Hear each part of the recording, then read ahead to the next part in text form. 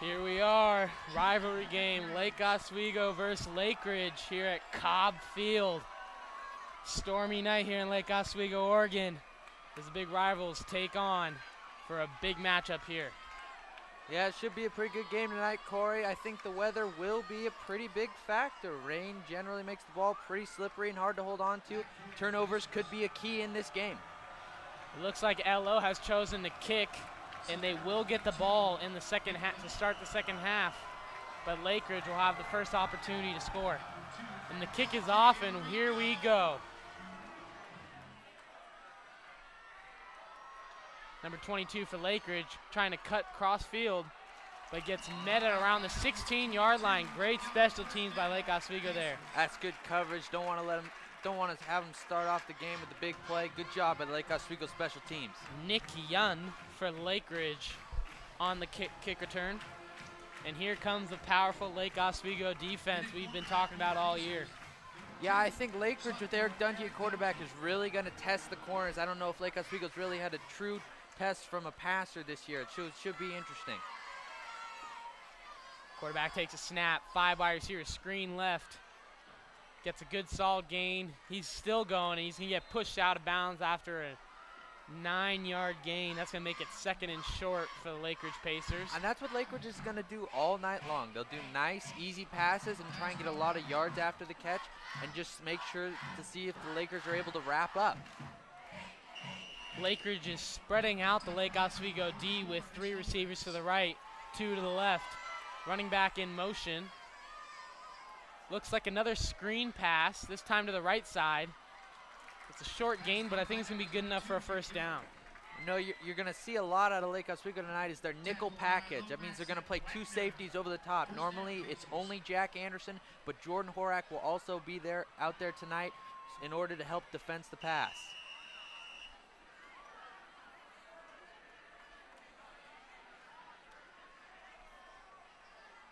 And again, Lakeridge motions Madison Phil. They're running the option left. Quarterback cuts it back up the middle. So can get a gain of about 2. Make this 2nd and 8 here for Lakeridge. And if Lakeridge is going to want to have a chance in this game, they're going to have to throw the ball. LO has proven that they have a very stout defensive line as well as a great linebacking core. I do not think Lakeridge is going to be able to run the football tonight. It's a good stop there for the Lakers, but there's a Pacer down.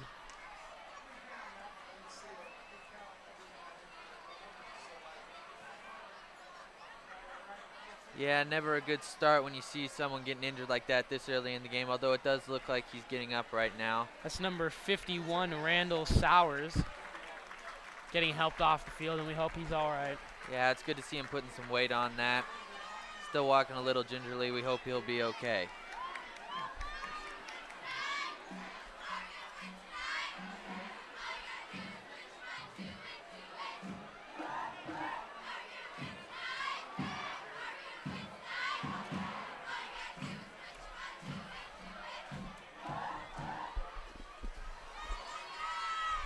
Lakeridge gonna come out. Lake Oswego, a 3-down lineman. Reed Martin, Austin Fonts, and Spencer Anderson.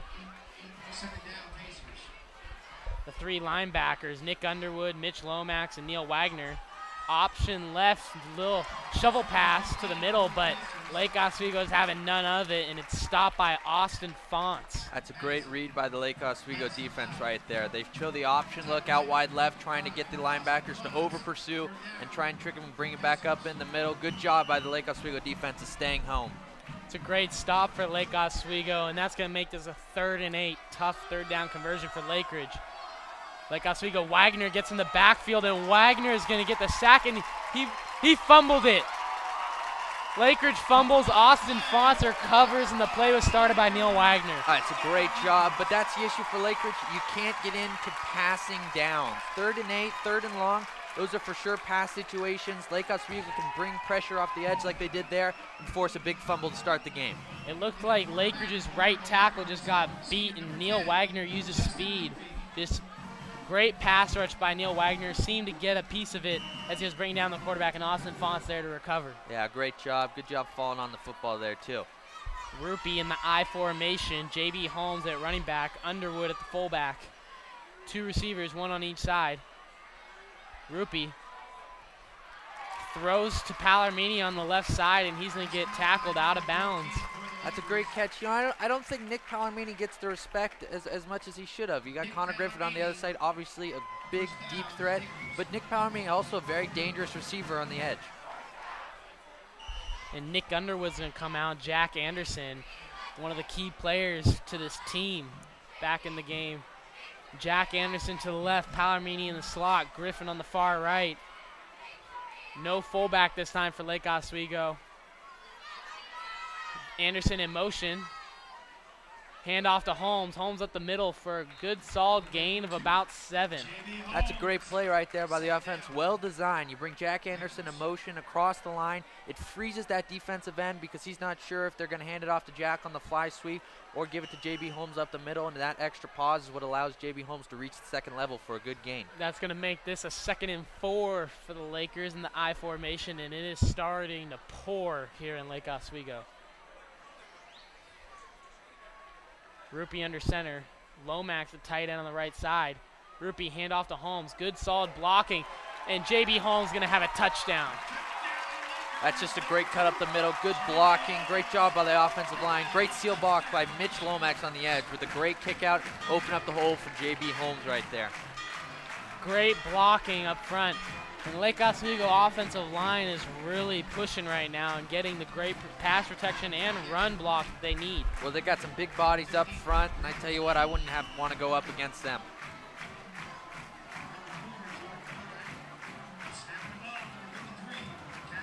And Lake Oswego doesn't have all the men on the field, but Reed Martin hustles back out. And Griffin Graves, the kicker, will be looking to make this a 7-0 game. Horrock takes a snap, and it is good for Graves. That's 7-0 Lake Oswego. I think there is a penalty flag on the field. We'll wait to see what it is. Flag on the play.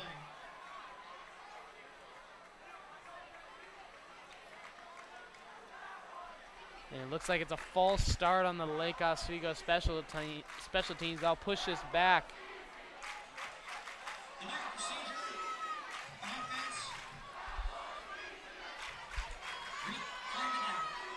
Yeah, legal procedure penalty there, and that pushes them back 5 yards, and that makes this extra point a little bit tougher. Especially in this rain, kicking is not going to be easy.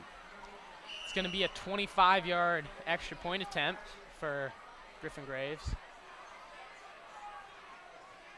And Griffin sinks that one with ease, so it is 7-0, 9:46 here in the first quarter. Lake Oswego, 7-0. That's a great start for Lakers. Couldn't have asked for any better. Quick start, played defense, forced a turnover, and convert it into a touchdown quickly. You love to see that if you're a Laker fan. And that's a big play for Lake Oswego defense because that fumble was able to get Lake Oswego in scoring position, put them at the opportunity to go up 7-0, and now they're going to start off with the ball in the second half when it comes to that point, and they basically got ahead of the Lakeridge Pacers right here. Absolutely. It's always great when you're starting on the opponent's side of the 50-yard line. Better yet if you're inside the 30, as the Lakers were. 30 yards, not that far to go. Lakers converted into a touchdown, 7-0.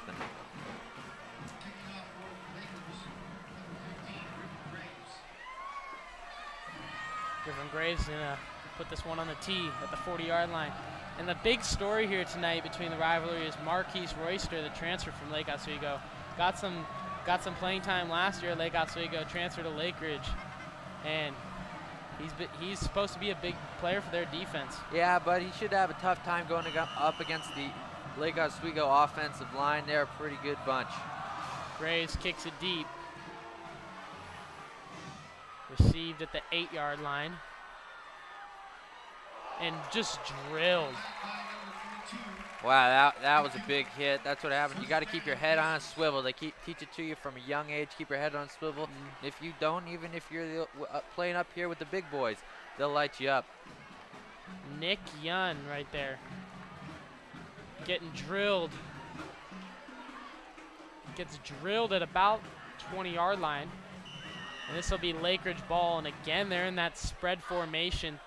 4 receivers to the right, 1 receiver to the left. Quarterback's going to roll out, throw it to the sideline, and the receiver drops it.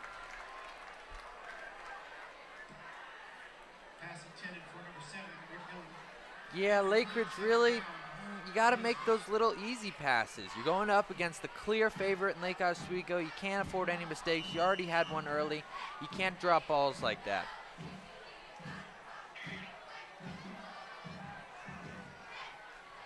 Second and 10 for Lakeridge. They got 2 receivers bunch far right, receiver in the slot, running back in motion. Dungy's looking downfield. Tries a little screen pass, but that did not work, and that's going to be a loss of about 8. Well, it seemed like a little confusion there out of the Lakeridge offense. You're trying to set up the screen in the middle, but it was well read by Reed Martin on the defensive line, and great job sniffing it out and getting it for a loss. So that's going to make this about 3rd and 15. Once again, going back to my earlier point, they're in passing situations. They have to pass the ball now. Now Lake Oswego can bring pressure if they want to. Dungy back, scrambled out. Austin Fonts back there, and he fumbled. But the ref says the ground caused the fumble, but still a big hit by Austin Fonts, and Dungy is down. Yeah, Austin Fonts, great interior lineman for the Lake Oswego Lakers. Big boy really threw Dungy to the ground hard there. Austin Fonts is also one of the best wrestlers in the country, and you can see that right there. Yeah, boy, he really put on the pile driver.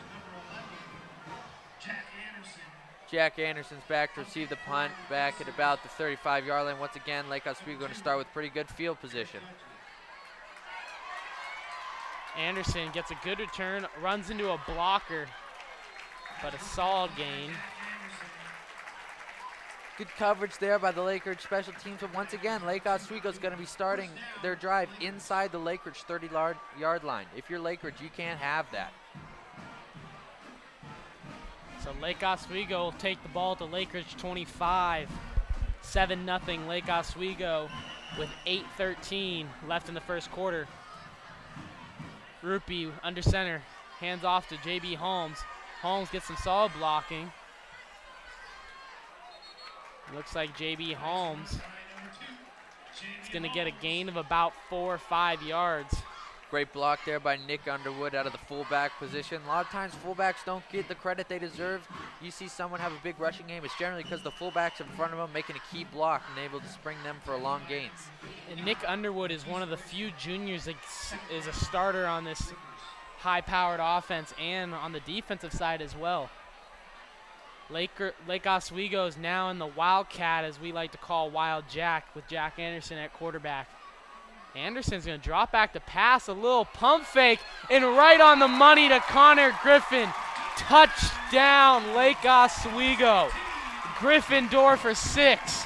Wow. If Jack Anderson is able to do that out of the Wild Jack formation, that is going to be really scary to go up against, because he's already a dynamic runner with the ball. If he's able to pass with that kind of precision to Connor Griffin, that's scary for defenses. The Jack attack. This kid seems to do it all. Punts, defense, tackles, interceptions, touchdown passes, rushing touchdowns, receiving touchdowns. He does it all. It's kind of like Marcus Mariota last night, putting up a receiving touchdown, a rushing touchdown, and a passing touchdown. You don't see that too quite often. Nope. Lake Oswego puts in the point after, and already it's 14-0 here in the first quarter with 7:41 remaining. Once again, Lake Oswego with the short field, and they converted into 7 points, which is what you like to see. And sorry, fans, for the slow feed. Connection's a little bad up here at Lake Oswego, but if you're a Lake Oswego fan, I shouldn't be too worried. Up 2 touchdowns. Yeah, I mean, it's almost a good thing to have your defense on the field if they're going to keep forcing fumbles and keep playing like they're playing.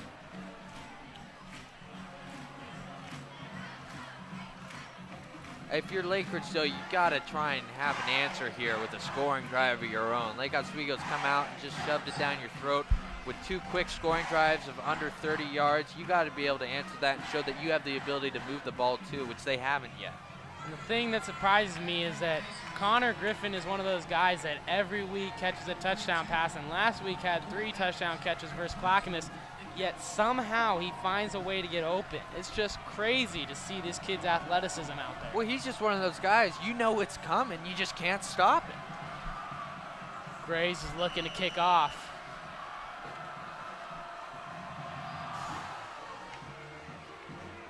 Nick Young muffs it. They're going to say it's a touchback. First down, Pacers. Well, once again, it's just mistakes like that. Lakeridge comes out here sloppy, and Lake's taking advantage of it. You have a chance to have a good return there. Nick Young, very fast return man for the Lakeridge Pacers. Can't catch the ball.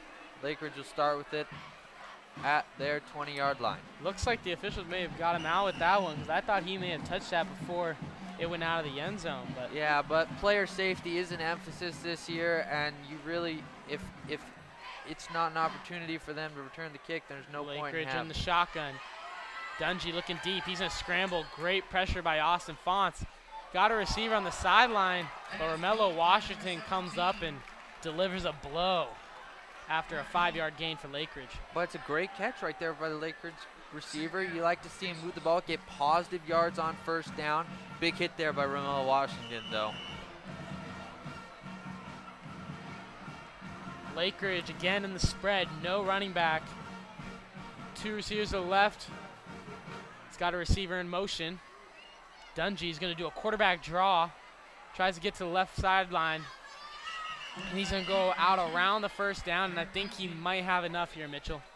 You know, that is a way to counter the Lake Oswego pressure that they like to bring, is to use the quarterback draw, have the linebackers come up on the outside of the pocket and go by him as he's going up the middle for the quarterback power. There is a flag on the play. This might bring this one back. Refs are talking about it.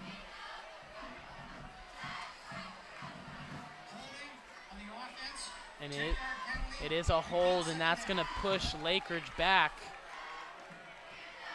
That's going to push Lakeridge back and make this a 2nd and 15. Once again, penalties. Lakeridge shooting themselves in the foot. Screen pass to the left. Solid gain of about 5 yards. Yeah, but make that 7. They're playing behind the chains. You got 3rd and long again here, and you're losing yards on 1st and 2nd down and making these not very manageable 3rd down situations. If the Lakeridge Pacers don't get a 1st down here, Lake Oswego very well could go up 21-0 early. 3rd and 8 for the Pacers. Dungy by himself in the shotgun. Throws it to the left sideline. And Romello Washington's going to tackle him short by about 3 yards, and there is a flag late, very late. Looks like it may have been a personal foul, and it looks like it might be a personal foul on Lake Oswego. Yeah, it is a rivalry game. Got to control your emotions. Don't want to give them 1st downs when you seem to have them stopped right there on 3rd down.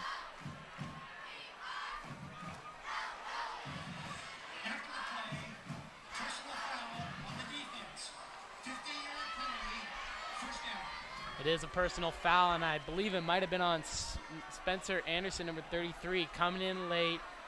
May have said something. The refs very quick to their whistle. Yeah, well, they don't want to let this game get out of hand. It's very important for them to keep control of this game, as it is a rivalry game.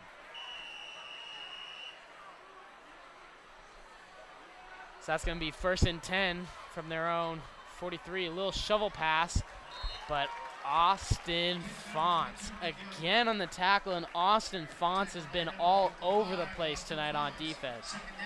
Lakeridge is just not going to be able to run the ball today. That's just what it is. The Austin Fonts is just too dominant in the middle, and Reed Martin and Spencer Anderson have too much speed on the outsides for them to be able to run the ball against this D-line. Dungy takes a snap in the shotgun. Throws it out to the right sideline, a little too far, and that's going to be incomplete. Make this a 3rd and 12. You know, one of the things I am noticing with the Lakeridge offense is their center seems to be snapping the ball a little bit high for Dungy. And I think with the wet ball and the rain and the weather, you may see one of those slip out of his hands, and LO might come up with an easy turnover. 3rd and 12, Pacers at their own 41. Dungy in the shotgun. Madison Phil in the slot on the right side. 3 receivers to the left, 1 to the far right. Dungy lobs it. Beautiful ball to his running back, but just a little too far. But even if he would have caught that, I'm pretty sure he would have been wrapped up short of the 1st down. And I'd be surprised if Lakeridge doesn't punt this away here on 4th and long.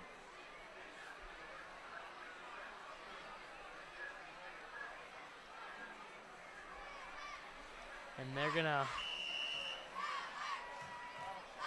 and it looks like Nick Young is a little shaken up.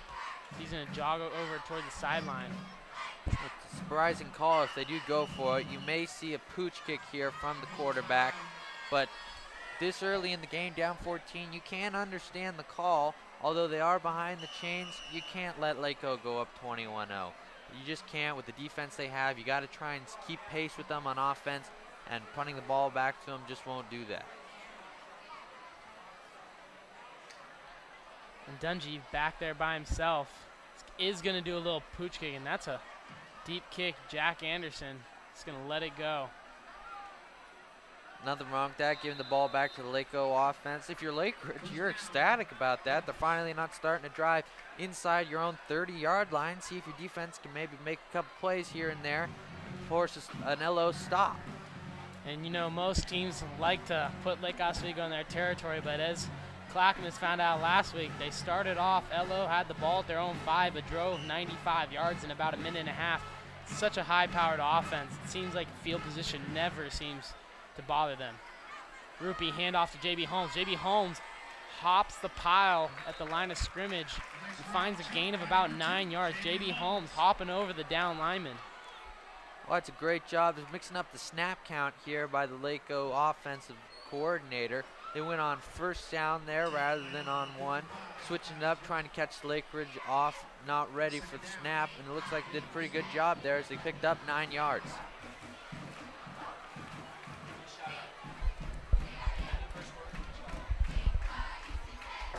And Rupee with JB Holmes behind him, Griffin to the left, Palomini to the right. Justin fake handoff. He's gonna hit Nick Palomini downfield. Nick Palomini shakes one, he's down the sideline. And Nick Palomini with some yards after the catch, and that's a big gain for the Lakers. Once again, as I mentioned earlier, Nick Palomini equally as dangerous as Connor Griffin. Sometimes using Connor Griffin as a decoy might be a great play for the Laker offense.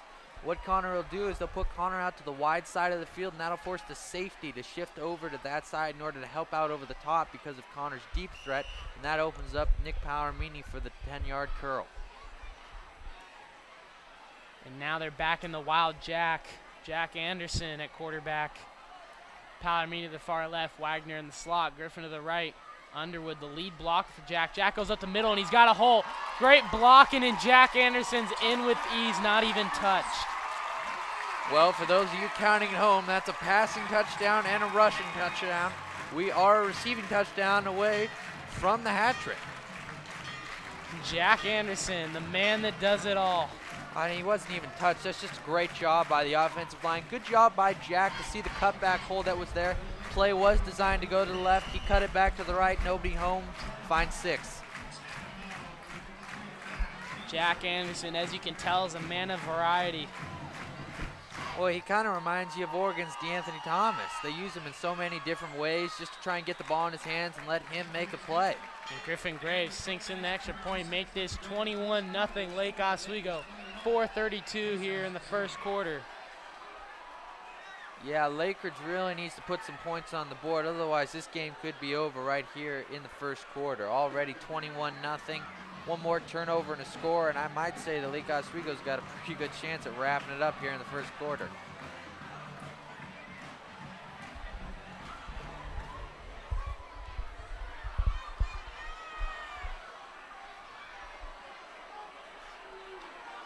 And we would like to thank all of you tuning in for Laker Broadcasting. Got a special listener in tonight, Ryan Moyer.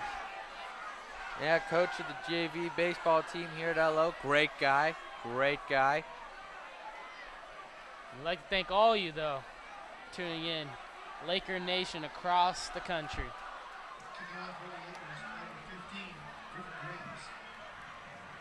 And Graves is looking to kick this one off from the 40-yard line.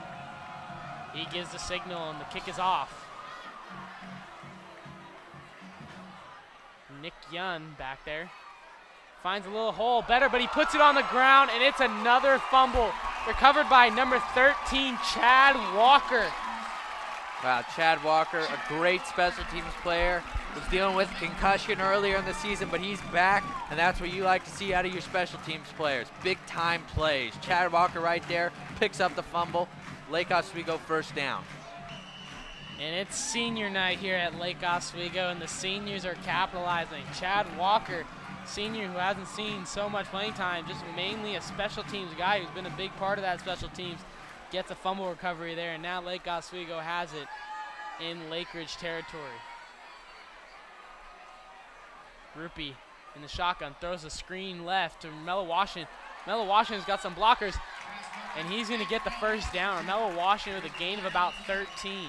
That's one of the big things about these LO receivers. They are hard to tackle after they catch the football. But there is a flag here. It's going to be a holding on Lake Oswego on the receivers blocking for Romello Washington. That's too bad. That was a great play. Good job by Romello Washington and getting up there and getting good extra yards. But as I was saying earlier, these receivers are hard to tackle. Nick Palomini, you saw earlier, got away from his guy and scampered down the sideline for an extra 20 yards after his catch. Romello Washington right there, another 5-6 yards after contact. These guys are tough to tackle.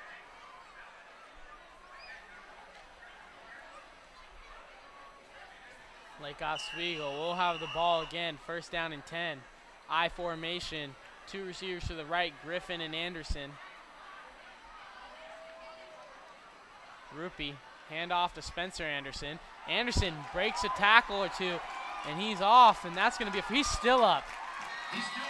Spencer Anderson broke about 4 tackles on that play. Boy, that was really impressive. He kept his balance coming through that hole. Looked like he might have been knocked off balance and he wasn't going to be able to keep his feet, but he does. He managed to pick up an extra 10, 15 yards there. First down and 10 again for the Lakers. 4 minutes left here in the first quarter.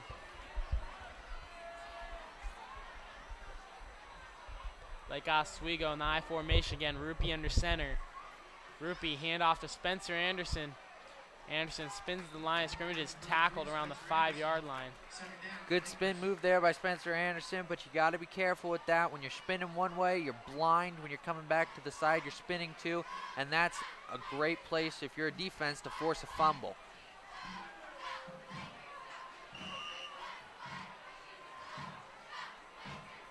Overall, the Lakeridge defense just seems outmatched against the LO offense. Connor Griffin on the right sideline, Anderson on the left. Rupi under center. And Marquise Royster and Mitch Lomax are getting into it on that left side. Seems like there's a little hostility there. Yeah, two big boys going at it. That's what you like to see. And Marquise Royster with an offsides penalty. Very unfortunate here. Yeah, but that's what you're seeing out of the LO. They're starting to switch out the snap count. Earlier they went on first sound. This time they went on 2. Drew the defense offside. Marquise gets the half the distance to the goal penalty.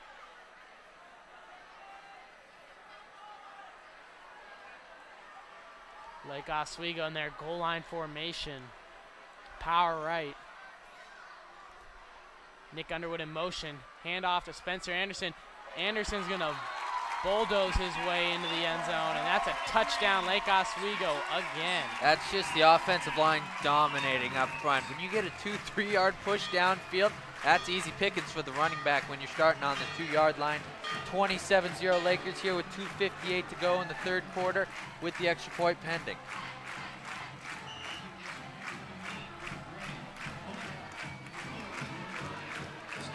Griffin Graves to kick the extra point, his 4th of the night so far.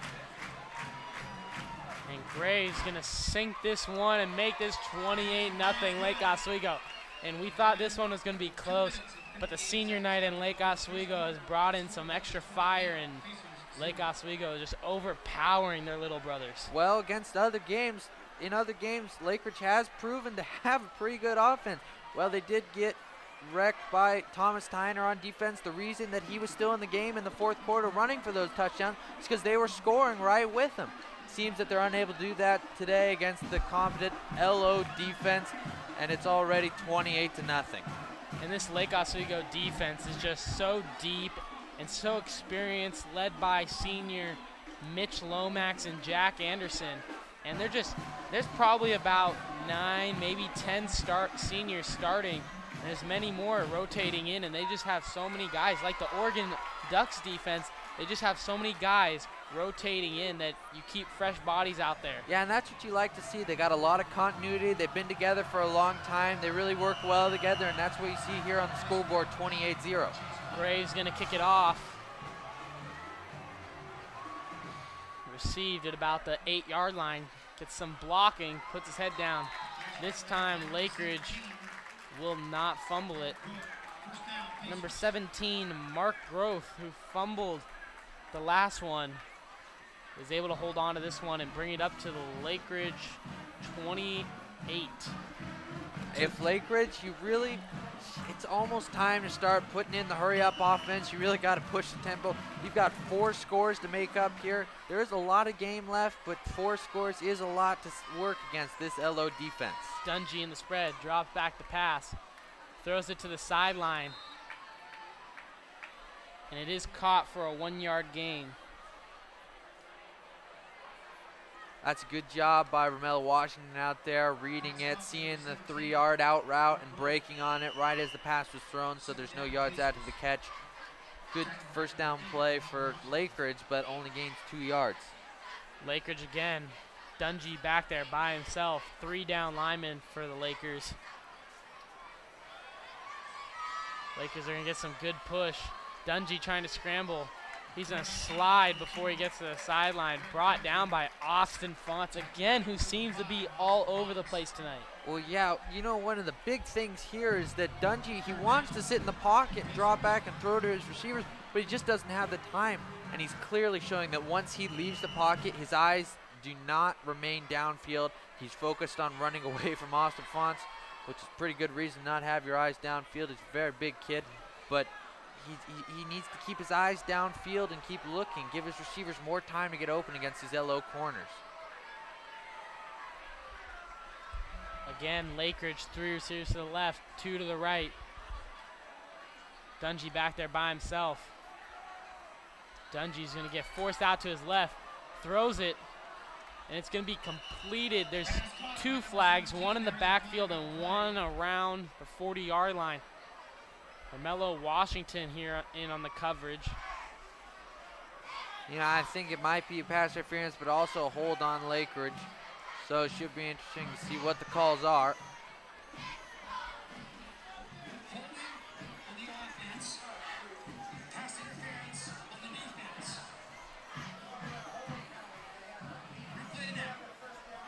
And those penalties offset, and they'll replay 3rd down.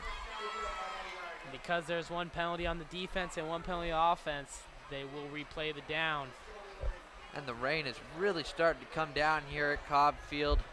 Really going to make the conditions a little bit more tricky for the pass-heavy Lakeridge offense. This really reminds you that we are in Oregon here playing football. Dungy back there by himself. 3 to the left, 2 to the right. Dungy looking downfield. He's going to scramble out to his right. Keeps his eyes downfield. He's going to scramble. He's going to try and cut back, but he's met by 4 or 5 Lakers. Neil Wagner, Andrew Wren, Nick Bunick, and Ben Torkelson and Reed Martin. 5 Lakers all in on the stop. Oh, that's what you call a coverage sack right there. You had the Lakers in cover 3. You had 3 deep with the corners and Jack Anderson and safety, and it didn't let anyone get behind him. There was just no one for him to throw to. And that's what caused the sack.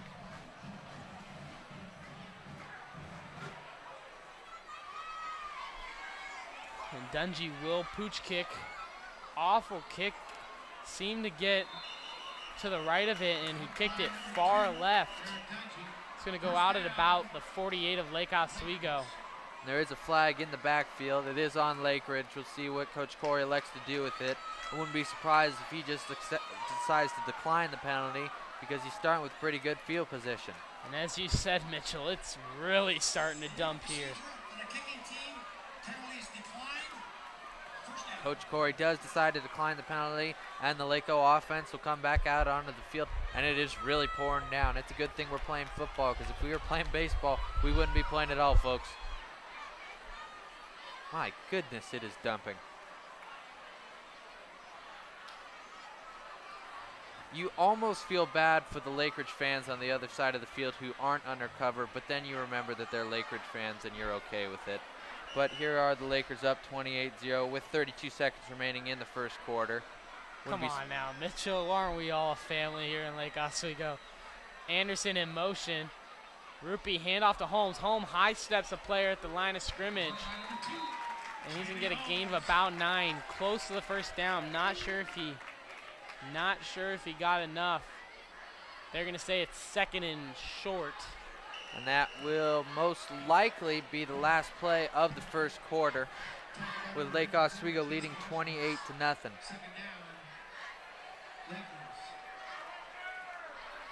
And it will. We'll switch ends of the field, and the Lakers will get it. 2nd and 1 on the 42-yard line.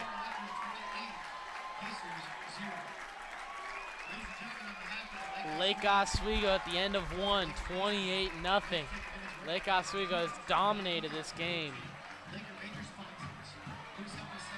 Yeah, and you want to keep, if you're a Laker fan, you want to see him keep it going. You don't want to see him let up.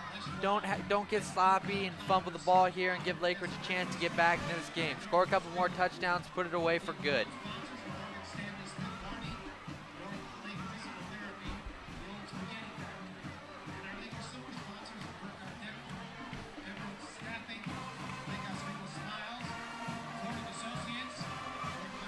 The Lake Oswego student section is really having fun with this one, as it is homecoming weekend.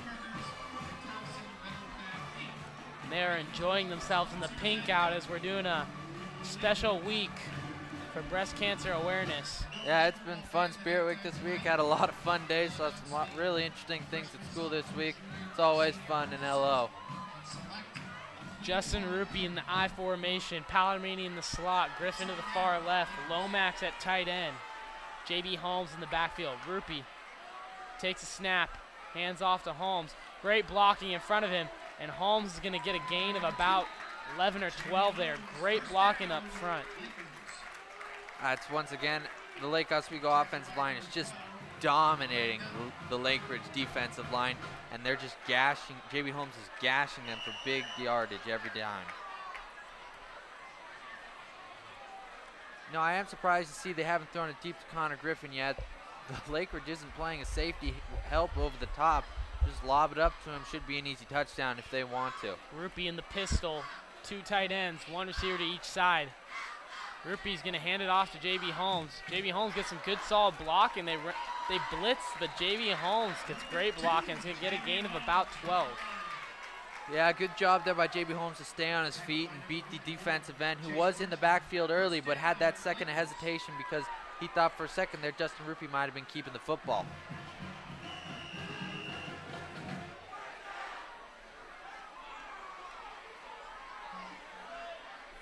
Rupee in the I formation this time, Underwood at fullback, Holmes in at running back, Palomini in the slot, Griffin on the far left. Rupee using hard count. JB Holmes, great blocking, again ahead of him. And JB Holmes in for another touchdown, a 19-yard touchdown run by JB Holmes. Once again, you're going to give credit to the offensive line on that one. I don't think he was touched. The Lake Oswego offensive line is dominating the Lakeridge on every facet of the offensive side.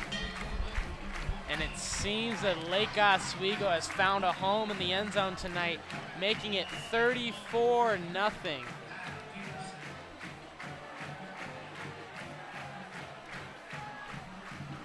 And Graves is going to try and make this one 35.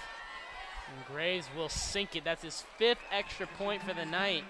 And Graves is following the footsteps of the offense and defense, and they're all clicking on all cylinders. Well, it's great to see that Griffin Graves is 5 for 5 on extra points. He has had some troubles earlier in the season, not being very consistent, have some troubles with them getting blocked. Big games, it'll count. This one not, but it's good to see that he's going 5 for 5. That's what you like to see.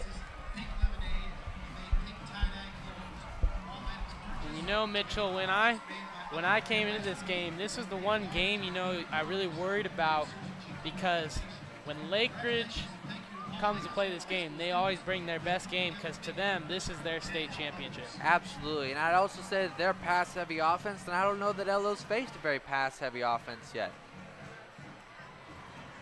But clearly they've proved themselves to be up to the challenge today.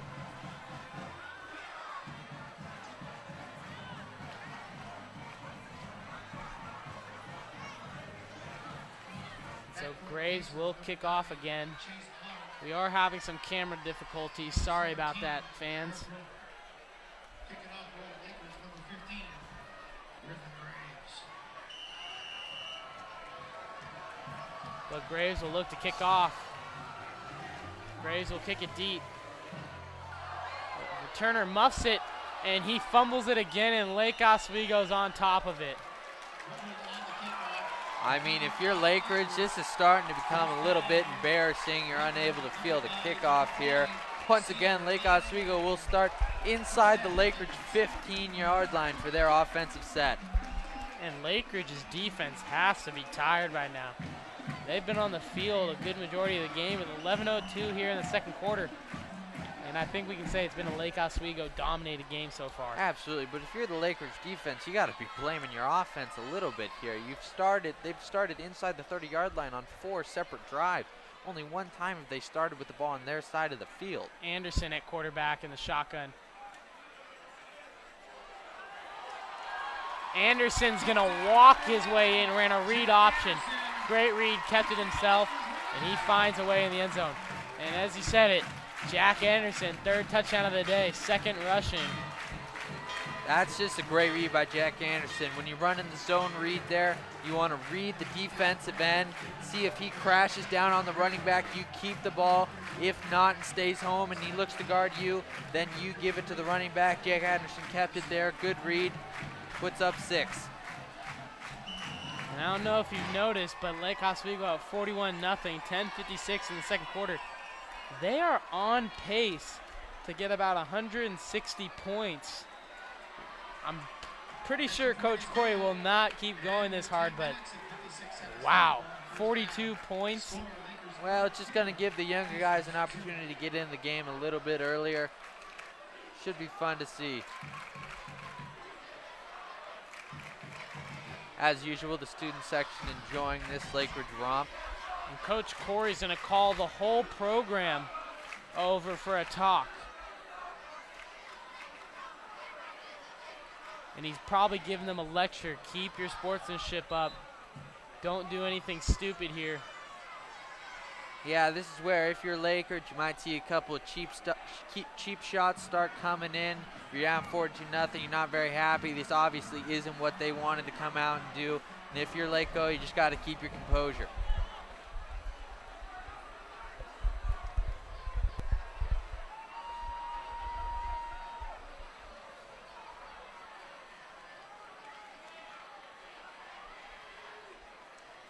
Kicking off for the Lakers,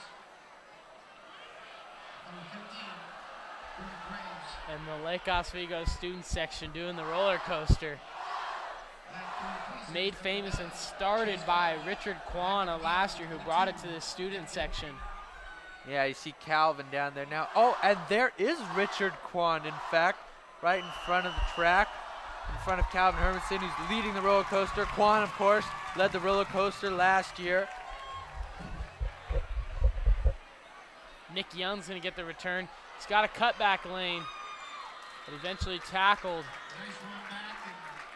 Tackled by number 21, Brennan Malagamba for the Lakers.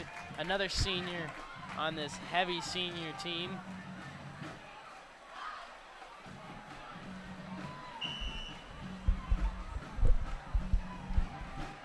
And it's 42-0, 10:50 here, Lake Oswego. And again, fans, very sorry.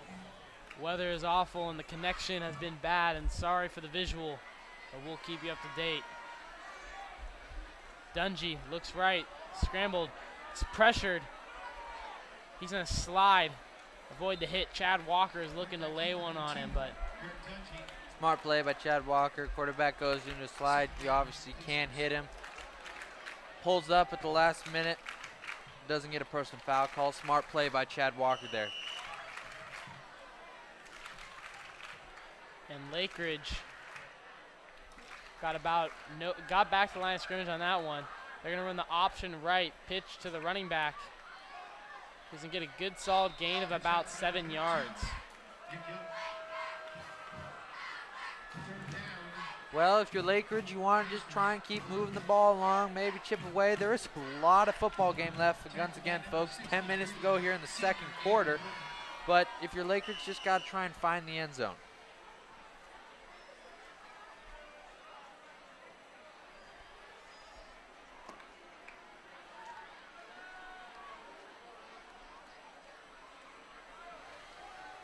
Lakeridge in the shotgun. Throws it out to the right sideline. Drop by the receiver almost into the hands of a Laker cornerback. Looked like Kenny Oyama out there. Number 6, Kenny Oyama.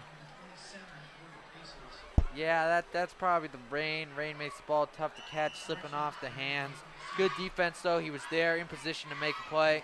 Just unlucky.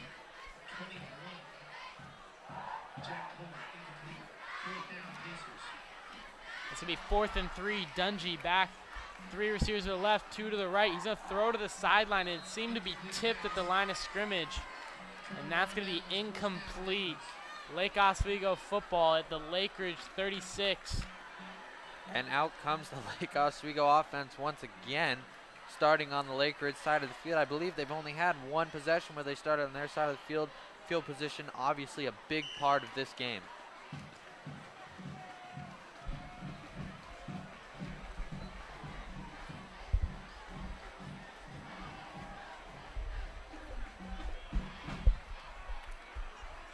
Lake Oswego will have the ball here again, up 42-0, 9:30.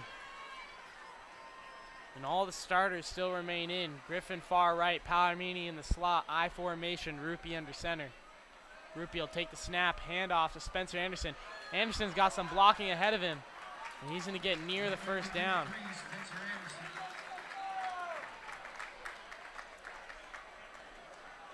And it will be good enough for a Lake Oswego first down. First down, Lakers.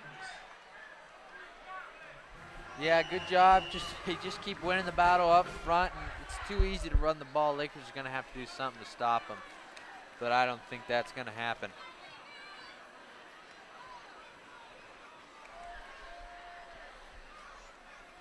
I formation, Rupi under center. Griffin to the right. Palomini to the left.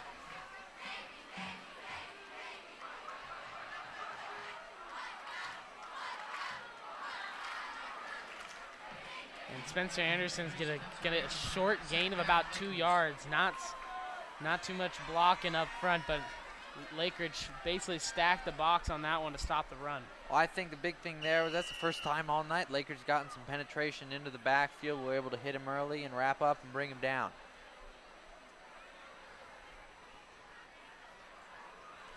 Lakeridge, all the defensive linemen, hands on the hips, and you know they're tired right now being on the field a good majority of this game. Their offense still hasn't been able to put together a good solid drive for more than about 2 minutes. Obviously a lot of time on the field. Rupi in the I formation. Good blocking ahead of Spencer Anderson, who's going to get the handoff and he's going to get the first down. And he's going to take the ball into about the Lakeridge 11-yard line. Clock will stop to move the chains. First down, Lakers.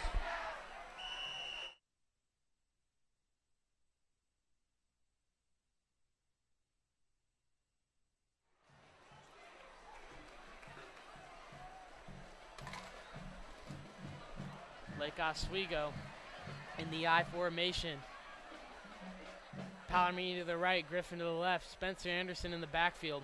Rupi under center. Rupi handoff to Anderson to the right, bounces off a defensive lineman. And he's going to fight his way for about a 1 yard gain, if that. Tackled by number 58, Marquise Royster on the tackle. Yeah, I think it's the first time we've called his name all night. He's been pretty quiet throughout the day.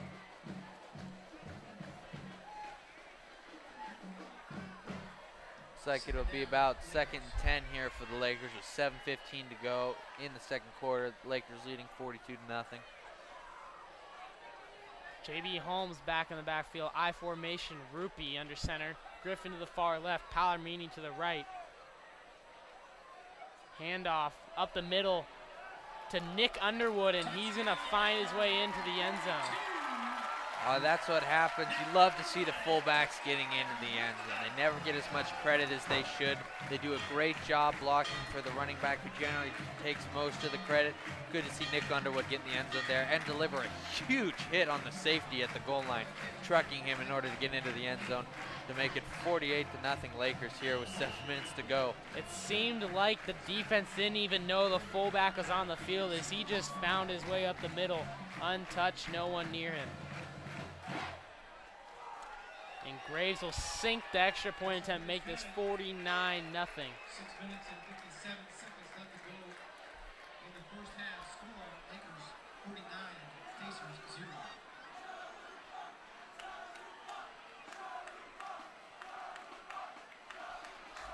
And you can hear the student section chanting Chalupas, trying to get to 100 points here. Well, if the Lakers keep up this pace, they may get past 100. They're at 7 minutes left in the first half, up 49-0. And it seems like Lakeridge has just turned the ball over all day long.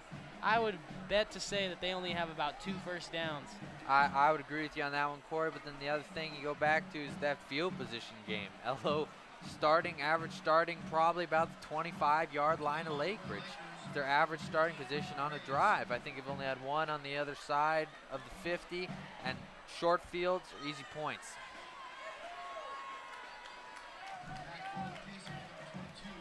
And Graves going to kick this one off on the 40-yard line. Lakeridge got 2 back to return. Nick Young, the senior Nick Young, and Mark Grove. Yeah, I texted him, just let him know. But you might want to, and another fumble by Lakeridge, but Lakeridge is able to get back on it. And that's about the 3rd or 4th drop by a kick returner for Lakeridge tonight. Yeah, that's been a real problem for them. You can blame it on the rain a little bit, but maybe once, maybe twice, but 3 or 4 fumbles is unacceptable if you're a special teams coach or on the Lakeridge special teams. You can't have that and expect to win a football game.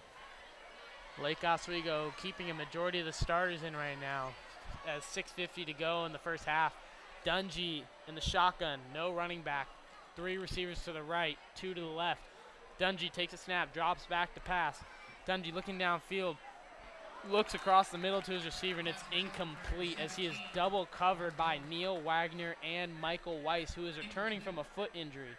Great pass deflection there by Michael Weiss. Good job not holding on to the backside of the receiver as he was laying out for that ball. A lot of times you'll see pass interference calls as they're grabbing onto the backside in order to pull them back so they can get in front of that. Dungy back by himself again, roll out to his left, scrambles back to the right side. He's got nothing, pressure, and he's going to throw it down, and there's going to be a flag for intentional grounding. He had no one near him, near where he threw the ball, and he just threw it away because he didn't want to take another sack. That's not a great play there by Dungy. He's got to know that he's just got to take another 2 steps to the right and get outside the tackle box, and then just throw that into the stands. You don't want to take an intentional grounding. That's a huge loss right there, as well as a loss of down.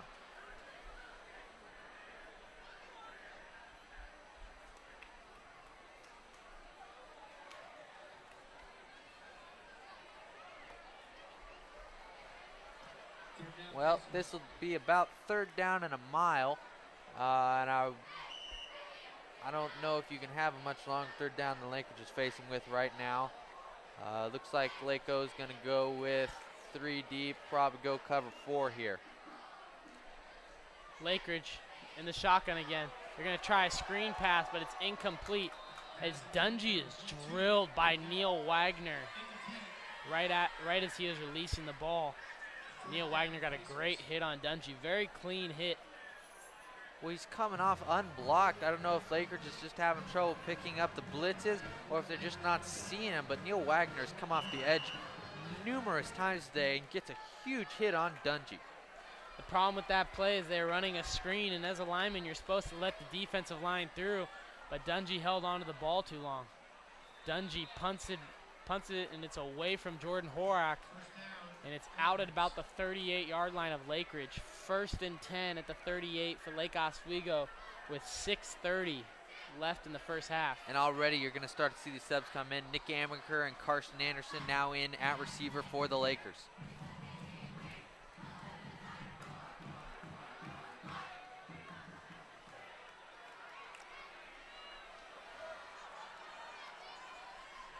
And it's 6:28.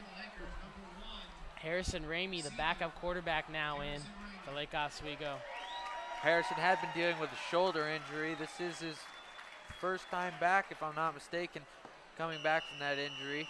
Harrison Ramey didn't have the right personnel, calls a timeout, and that's Lake Oswego, the first timeout of either team tonight.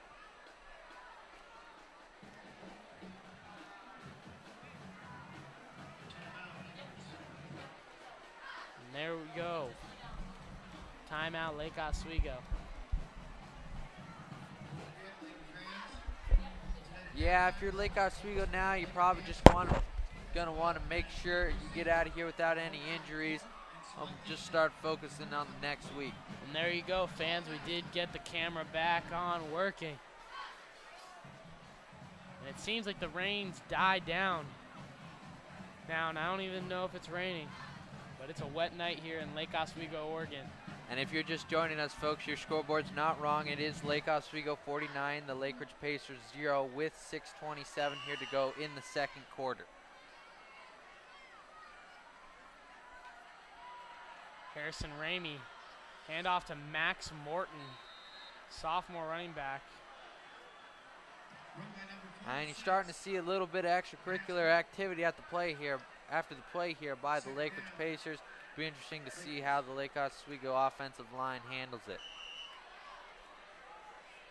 And that's a loss of 1 for Max Morton there on the run on first down. The rain's really starting to come back here. It went away for a little bit, and it is really coming down now. Ramey in the I formation. Morton back at running back. Amaker on the far right. Anderson in the slot. Handoff to the left. That's going to be a loss of about a yard.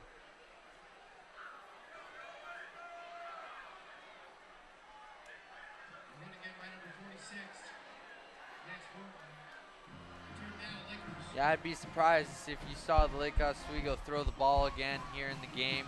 Probably just hand the ball off and try and run out the clock, which is asking a lot because we still got 5 minutes to go here in the second quarter. Max Morton back at running back. Number 36, Austin Wright, in at fullback for the Lakers. Ramey is going to drop back the pass. He's got pressure on him. Threw it to Carson Anderson, almost intercepted by the Pacers. Yeah, that was good penetration there by the Lakeridge Pacers into the backfield. Not great job by the Lakeo offensive line to give him some time to set up that play to Carson.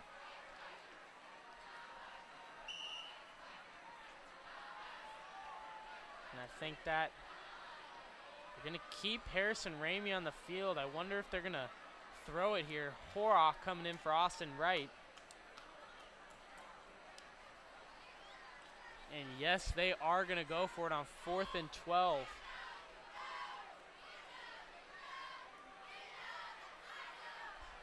Ramey under center. Horak in the slot. Amaker on the left. Anderson to the right. He's going to do a draw to Max Morton. He's going to get a gain of about 3, and that's going to be a turnover on downs. And I beg to differ because Marquise Royster just took one of those cheap shots that I was talking about, trying to gouge out the eyes of Morton there by sticking his hand in through the face mask. Should be a personal foul and a Lake Oswego first down.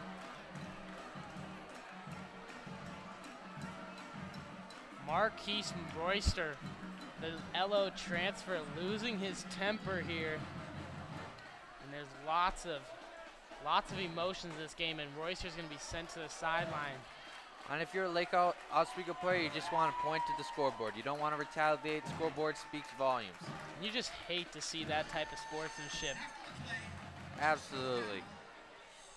On the defense, since the line of the game was not reached on the play, after the play was over, we have a first looks like they're going to say the personal foul was after the ball was done, and they said it will be Lakeridge ball, but 15 yards.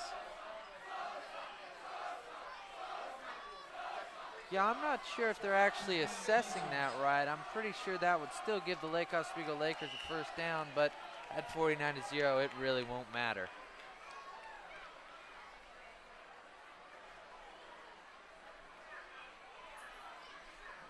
And Lakeridge is going to hand it off to the right. 3-yard gain there for the running back, Nick Young. Make that 2nd and 7. Second down.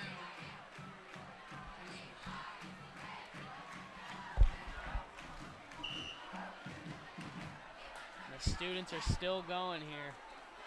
Oh, they love it. They love it. 49-0 on Lakeridge. That doesn't get old. Just reiterate the little brother thing. Lakeridge in the shotgun. 3 receivers to the right, 1 to the left. Handoff to the running back. Up the middle, and he's going to get about a yard, if that. Once again, even though LO has taken some of the starters out, although some of them remain in there, they rotate so many people on defense anyway that it's just like you're playing against their first team defense, and you're not going to be able to run the ball. That's going to make this about a 3rd and 5.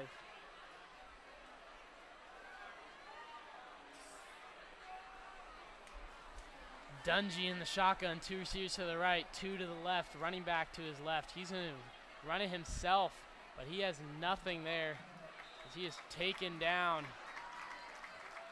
Boy, I tell you what, if I'm Lakeridge, I don't know if I want Dungy running the football. I mean, he is kind of your whole offense. You've got a couple more games left this season. I don't want him he's already taken a beating that. I don't want him taking any more hits by running the football. Just hand it off to the running backs. And if I'm Lakeridge, I'm thinking I'm going to go for this one at about 4th and 3. Dungy in the shotgun. Dungy runs the option. He's going to cut back up the middle, and I think he's going to have enough for a first down.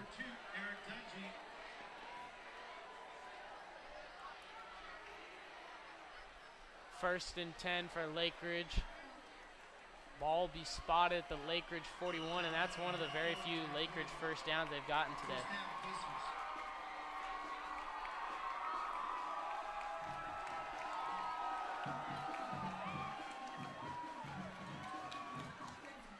And Dungy's going to roll out to his left, throws it to the sideline. Almost intercepted by Ben Torkelson. Yeah, threw it a little bit behind him. Ben was right there. Could have had a chance to make the play. Ball's wet out there. Tough catch to make.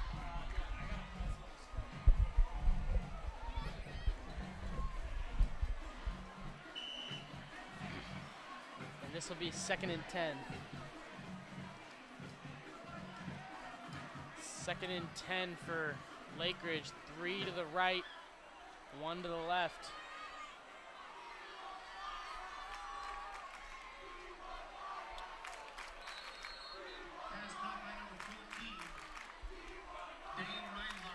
Yeah, and finally see a Lakeridge first down. First one you've seen in a little while where they've gotten back-to-back first downs.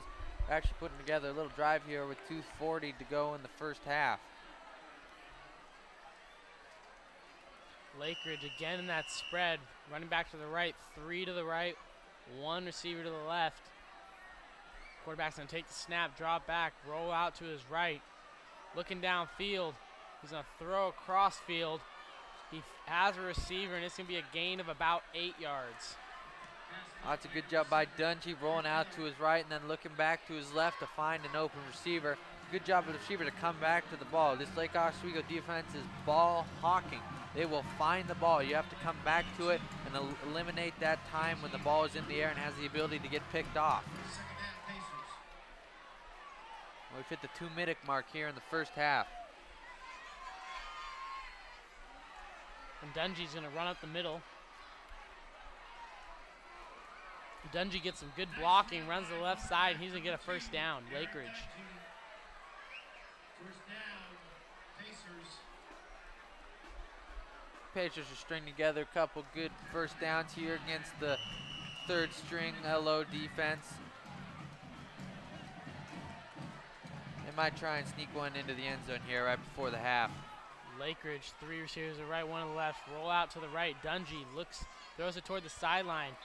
The receiver had it, but then Chandler Kelly hit him and made him drop it. Once again, Dungy's rolling out to his right, and when you're throwing on the run, it's a very difficult thing to do. He's trying to lead his receivers, but he's actually throwing it behind them, making a very tough catch for them to have to plant and stop and come back to the football in this wet turf.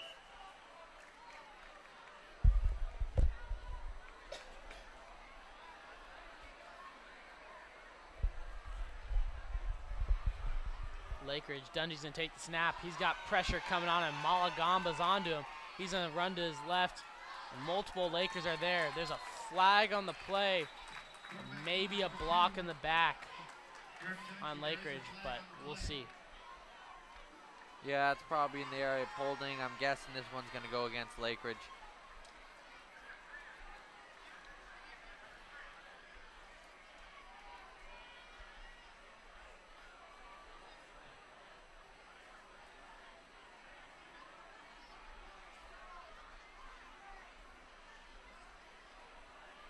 The ref's still talking about it. And it looks like they are going to enforce the penalty. Looks like a holding call, moving back 10 yards, back to the 50-yard line. Block in the back. Offense. It is a block, illegal block in the back. Repeat second down. That's a 10-yard penalty. Make this 2nd and 19.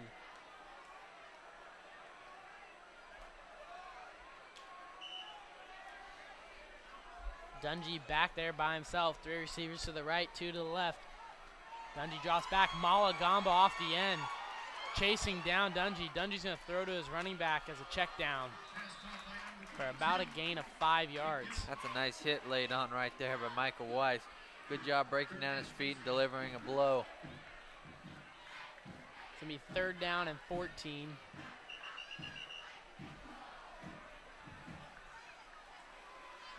And if you're Lakeo, you want to shut him out. I mean, it's a pride thing. As a defense, I mean, if you don't allow a touchdown the whole game, that's something really impressive. And that's something you can really be proud of if you do as a defense. Dungy back there, running back to his left. He's looking downfield, got some pressure. Plenty of time though, great coverage by the Lake Oswego defense. Malagamba's gonna come up, but he is eventually sacked. Dungy has just taken a beating tonight. I mean, numerous sacks, and that's not even counting the number of times he's been hit after throwing a pass or on a run. Jack Quinn on the sack, number 54, Jack Quinn. That's gonna be a sack for about 5 yards.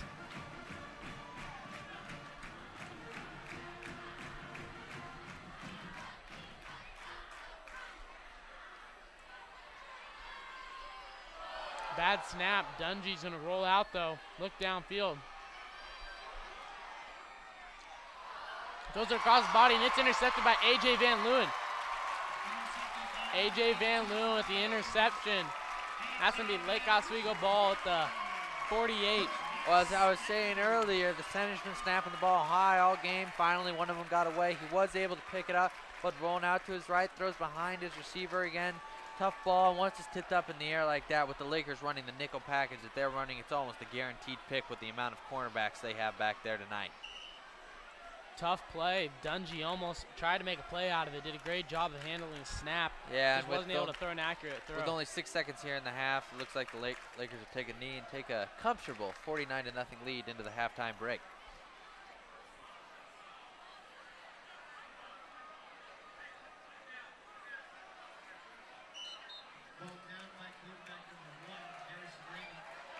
And that's your halftime, folks. Halftime, Lakers go in leading 49-0, and they will receive the kickoff to start the second half. So we will come back to you once the second half begins.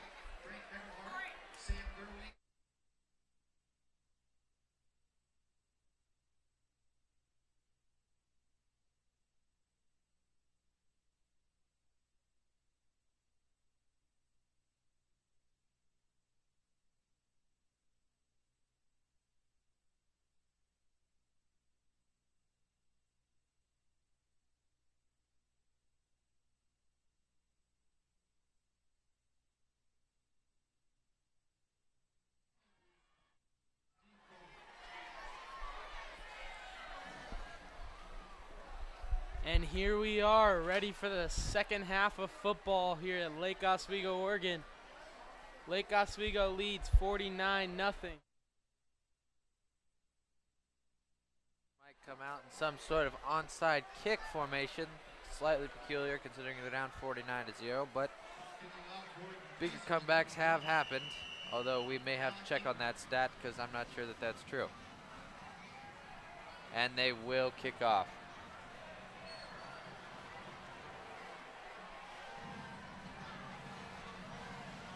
And Lakeridge tried some trickery there. It looks like they still are with a little pooch kick. Fair caught, muffed by Lake Oswego, but eventually recovered. Recovered by the Lakers. First down. Well, you'd like to see a little bit more communication there out of the Lakers on that. Much like a fly ball, you want to talk to each other, communicate who's going to catch the ball and avoid that fumble, but the Lakers recover it. Lake Oswego will have it here, 1st and 10. Harrison Ramey in at quarterback. Max Morton at fullback. Austin Wright at fullback, my bad. Ramey will take the snap, hand off to Max Morton. Max Morton has a hole, and he's up the middle, and that's a first down, Lake Oswego.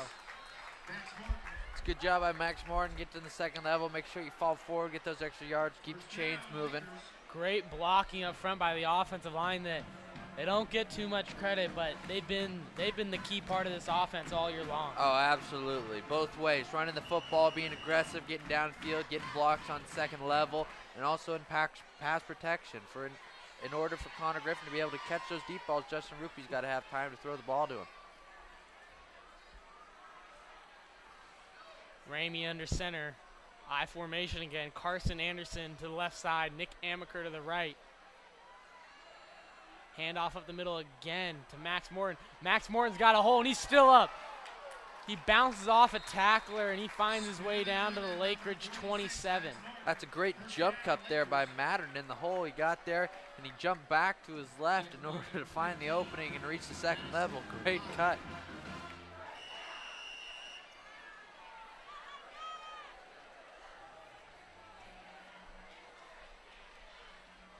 And great running again. Lake Oswego's looking to run the clock out. They got 2 quarters to run out as they're up 49-0. And they jumped on early. For those of you tuning in, they got off to a quick start. Ramey to Morton up the middle. Morton this time with only about two yards. Make that 2nd and 8. Good job fighting for those extra yards right there by Max Morton. I'd like to see him get a couple more, but keep the clock moving.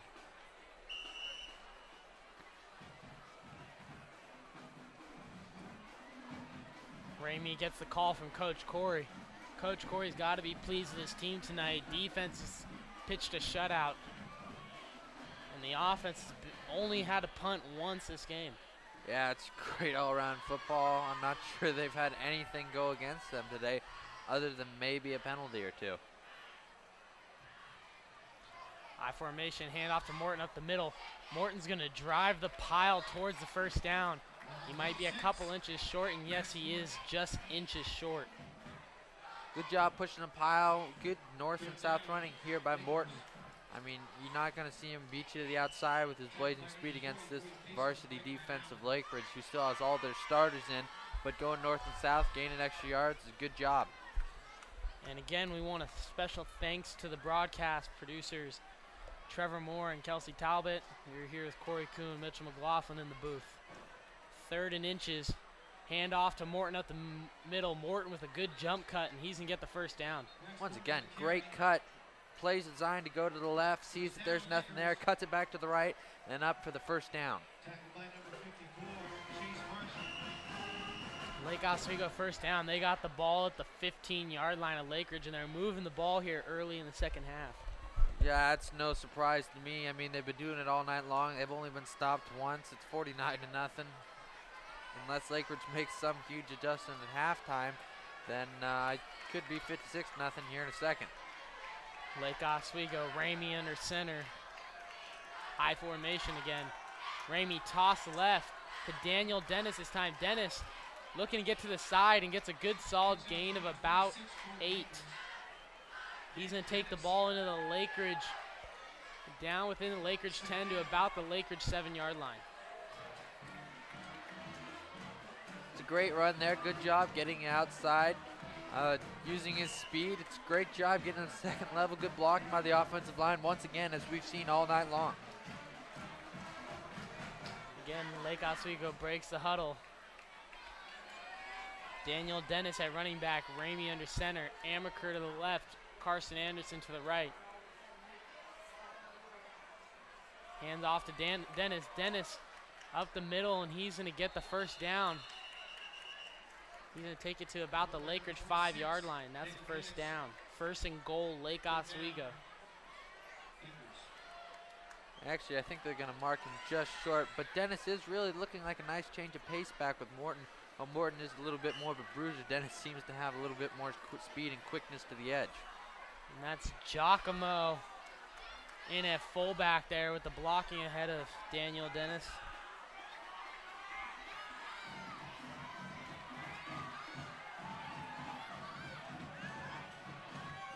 Max Morton now back at tailback. Austin right at fullback.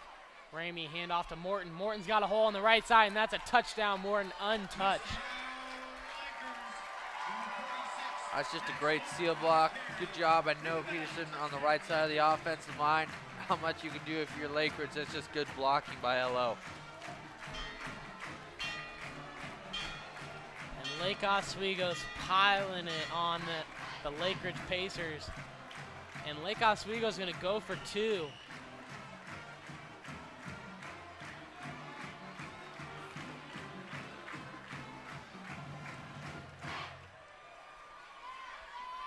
Morton at running back. Giacomo at fullback.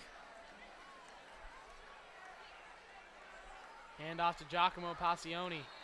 And Giacomo's not going to get in. So it's going to be Lake Oswego 55, Lakeridge nothing with 7:40 left in the third quarter. That's a good time chewing drive there by the Lakers. That's what you want to do. Game's pretty much in hand. You've got this one covered. Just chew the time off the clock, keep it moving. Just enjoy this victory. If you're Lake Oswego, Coach Corey has benched most of the starters because he doesn't want to risk any injury here. But it is senior night, so you might see some of those seniors that don't see much of the field come in and try and get a score on senior night.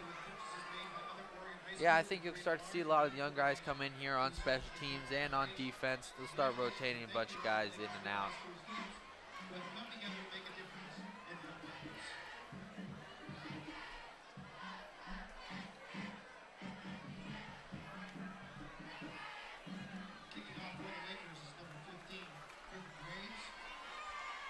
Griffin Graves going to kick off from the 40-yard line.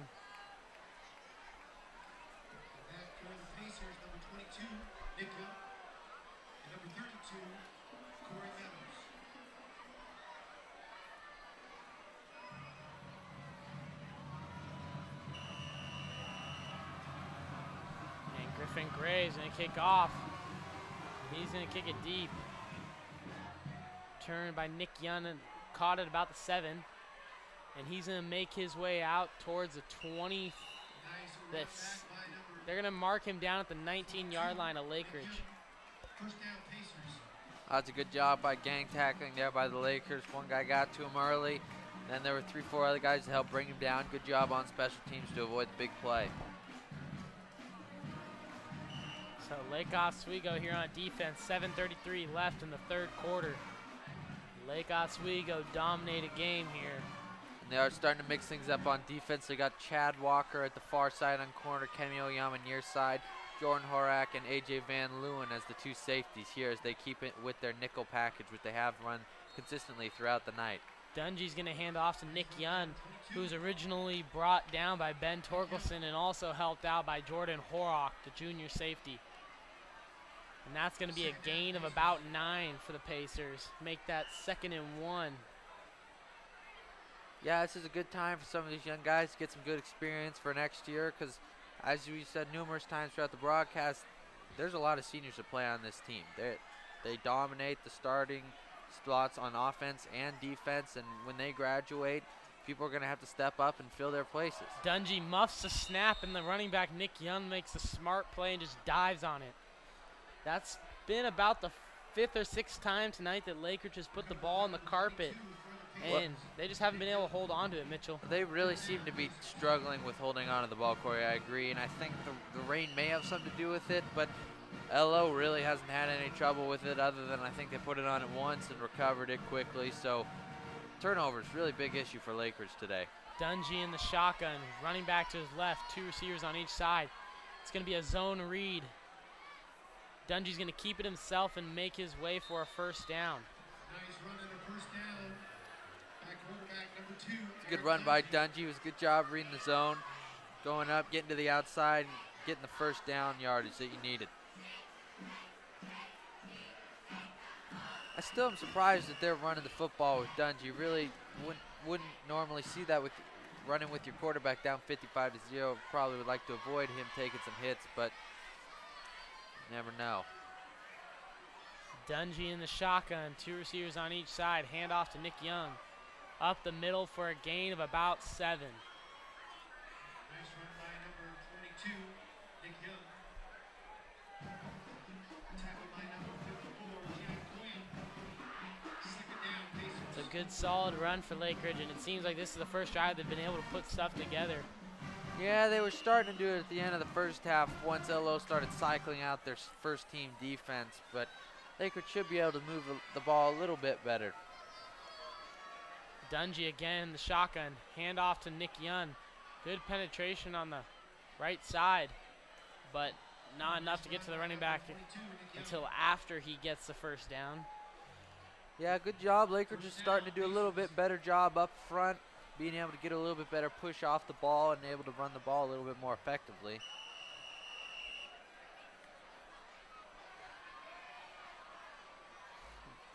Lakeridge in the shotgun. Dungy at quarterback.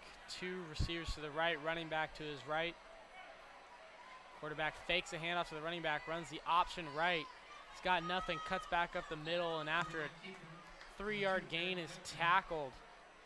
It's a good job by the Lake Oswego linebackers to get out wide and force it back into the middle, and a good job by the interior lineman and defensive end to not over pursue the play and not allow that cutback. Tackle by number 57, Kyle Lehman. After a gain of 3, make this 2nd and 7 for the Pacers. Dungy toss right, and off the middle, and they're going to get a first down. Tackle by A.J. Van Leeuwen, but there is a player down. Slow to get up. You know, you're starting to see out of Lakeridge, you're starting to see that they're getting past the initial Lake-O D line. They really are starting to make the secondary and safeties have to tackle a little bit more than you saw in the first half.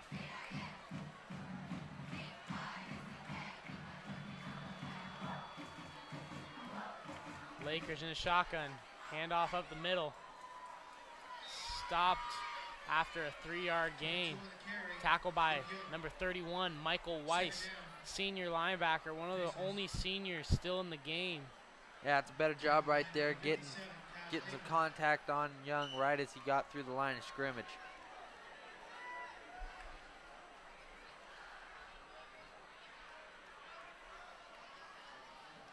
Blitz up the middle. It's a halfback draw, and it's a good gain for Lakeridge. Shakes a couple tacklers. Eventually taken down by number 82, A.J. Van Leeuwen. Yeah, it's a well-run draw play. The benefit of the draw is the linebackers, every play, they read pass or run. And so when the quarterback drops back, they read pass, and so they drop back into their zones, and then it's handed off to the running back, allows him to reach second level without meeting a linebacker until 10 yards down the field. Well run there by Lakeridge.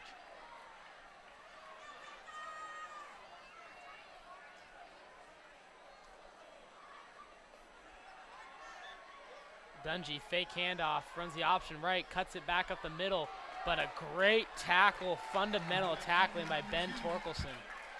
What's what you like to see right there, him getting his head across the football. You want to go across the body. You don't want to arm tackle him. A lot of guys these days, The really good players, arm tackles, you won't bring them down. They don't even feel them, won't even knock them off balance. Good job getting the head across the body. Good form tackle, as you said. Ben Torkelson broke down really well, made a great tackle on Dungy, who tried to cut back up the middle. Dungy, handoff to the running back, and met about inches from the first down. Make it 3rd and inches. Tackled by number 35, Ben Torkelson. You know, you're starting to see I'm starting to notice out on the second team defense is they're tackling too high. They're tackling much higher than the first team defense. Even though the first team defense includes a lot of players who are a lot bigger than these kids, they're still tackling too high, and the first team defense gets down a lot lower when they make their tackles, and that's what makes them so effective. And great defensive push, but running back gets about a yard, and that's good enough for a Lakeridge first down, as they are within 5 yards of getting their first touchdown of the night.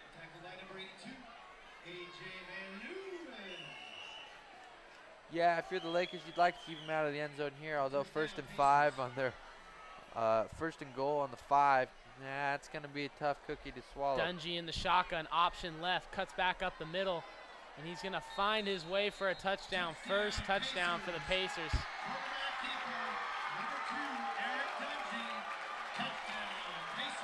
Well, it's the first time they've been able to move the ball down the field all night. They really, I don't even think they passed it at any point in time on that drive.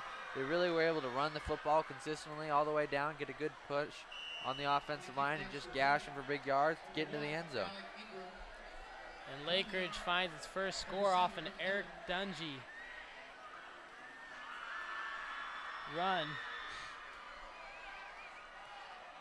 5 yards, and that's 7 points for Lakeridge.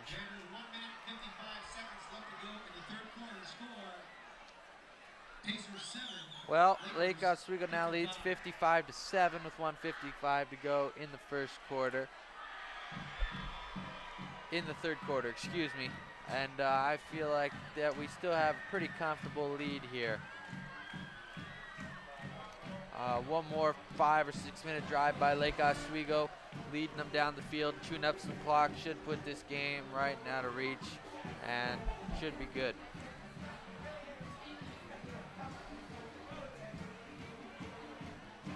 Now Lake Oswego really dominated the game, and for Lake Oswego, it's been their night in this rivalry. They've owned it. And if you look at the upcoming schedule for the Lakers, they have one more game versus Oregon City in the Three Rivers League, and that will conclude the regular season for the Lakers. And it looks like the Lakers will have a good chance at going through the TRL undefeated for the 2nd straight year. Well, you like their chances going into the playoffs with such a strong defense, and I think the big thing that separates them from other teams is their turnover ratio. They don't turn the ball over almost at all, and they force a ton of them. As you've seen tonight, numerous fumbles. I believe 4 fumbles on the night, as well as a couple of interceptions. I think that's what separates them from other teams. And Lakeridge tries another pooch onside kick, but Bowen Michigan, number 80, is in there to receive it and does a smart play of jumping on top of it, making sure it's a Lake Oswego football. Still in a quarterback, senior number 1, Harrison Ramey. Harrison Ramey still in at quarterback for the Lakers. Harrison Ramey at quarterback. Daniel Dennis at running back. 2 receivers to the left, Bowen Michigan and Nick Amaker. Wide receiver in motion. Fake reverse to Young Kim. Hand off to Dennis up the middle for 2 yards. Yeah, they've been using that a lot tonight. I haven't seen that much out of them earlier in the year, but they've been using that fake fly sweep just to freeze the defense for that extra second. They were using it earlier with Jack Anderson in the game, and that really is a thing that can scare defenses, because if he gets to the outside, he can take it to the house on any given play.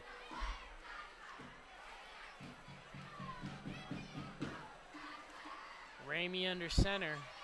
Kim to the right. Michigan and Amaker to the left. Dennis at running back. Kim in motion. Handoff this time to Kim on the reverse. Kim uses speed to get to the sideline. And he's going to be a yard short of the first down, but a good solid gain for young Kim on the reverse. Well, that's just great play design, utilizing speed. Early in the game, you're setting it up. You don't give it to him, you don't give it to him, you don't give it to him, and then you finally do give it to him.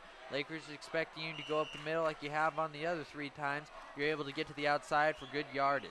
That's just good play design by Coach Corey and the offensive coordinator. And the clock's ticking down. 38 seconds left here in the third quarter. Lake Oswego's been running the clock down. Ramey in the I formation. Michigan and Amaker to the right.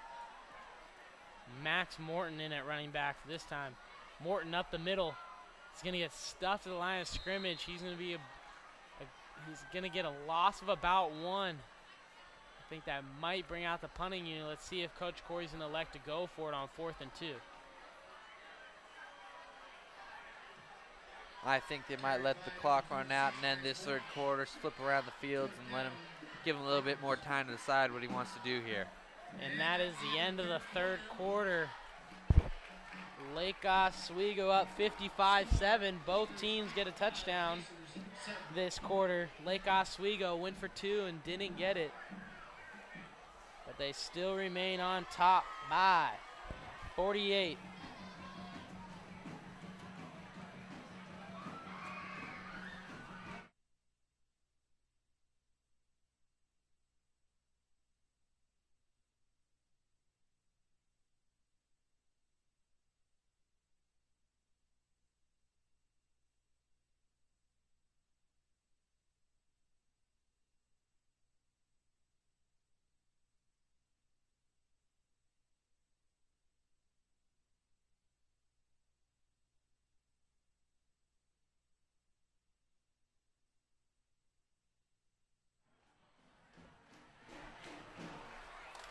Here we are, fourth quarter.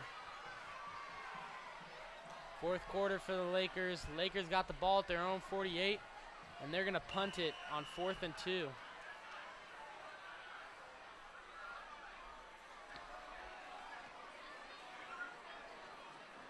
Tyler Coleman, number 16, back there to punt and gets a pretty good punt. That's going to roll down to about the Lakeridge 26-yard line.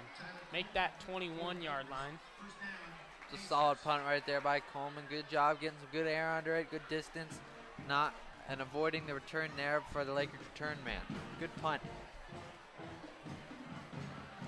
In the game for the Lakers is some of the backups and some seniors, as you got Chad Walker, number 13, number 90, Ryan Hill, Jack Quinn, number 54, number 47, Mason Zaire, and number 28, Duncan Campbell, all seniors in the lineup right now.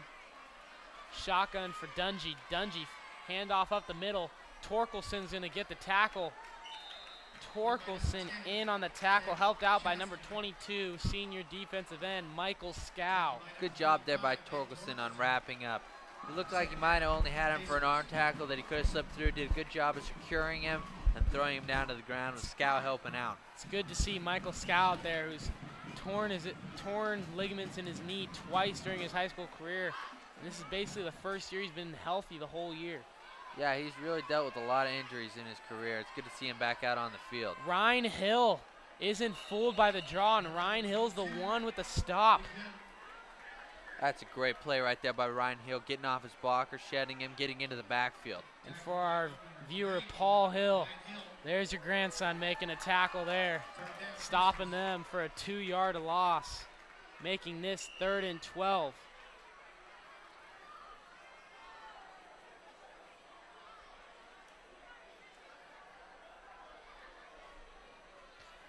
And Lakeridge runs to the right. Dungy, good solid gain, but he's going to be I think he's about a yard short. I think it may depend on where they spot the football. Giving him a pretty fair spot, and they are going to give it to him. Here with 10:31 to go in the fourth quarter, with the Lakers leading 55-7.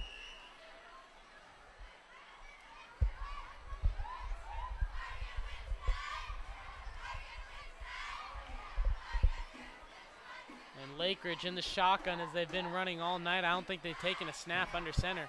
Dungy handoff to Nick Young. Nick Young's going to try and cut it outside. Going to get a gain of about 5. That was a good play there by Young. He switched which hand he had the ball in. Most people won't notice that, but it's very important when a tackler's coming at you. You don't want the ball on the near side that the tackler's coming to you. It really increases the chances that you're going to fumble.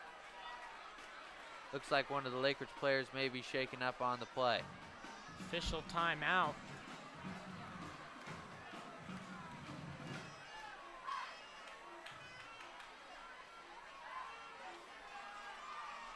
I'm not quite sure what the official timeout's for.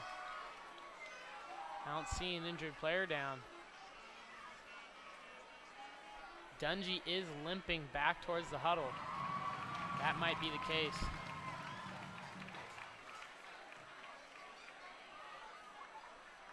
Second down, the clock's ticking. Inside 10 minutes left.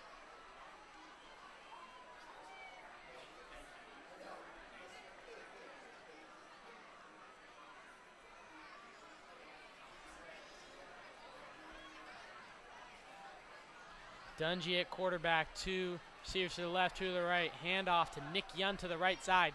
Nick tries to cut it back up the middle, and he's going to get a gain of about 2. Make that a 3rd and 4.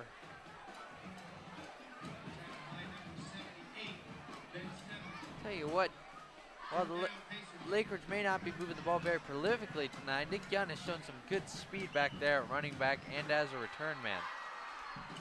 Again, Lakeridge in the shotgun. Their offense that likes to run the spread offense don't really take any snaps under center. Dungy's going to take the snap, keep it himself on a zone read. Duncan Campbell on the outside with great fundamental tackling. They'll tackle him for what I believe might be a 1-yard loss. Yeah, great job wrapping up, going for the legs. Good play by Duncan Campbell there. Great tackle there by the senior defensive end, Duncan Campbell.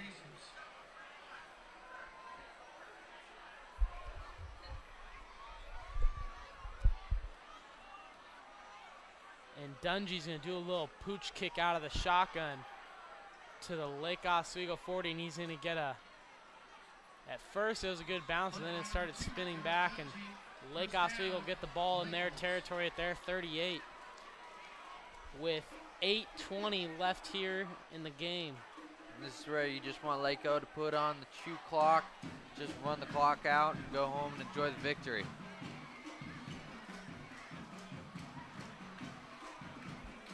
And as you can see, they got the buses started over there for the Lakeridge Pacers.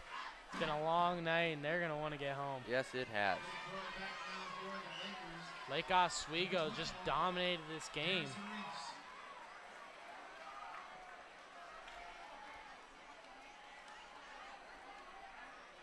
Lake Oswego in the I formation.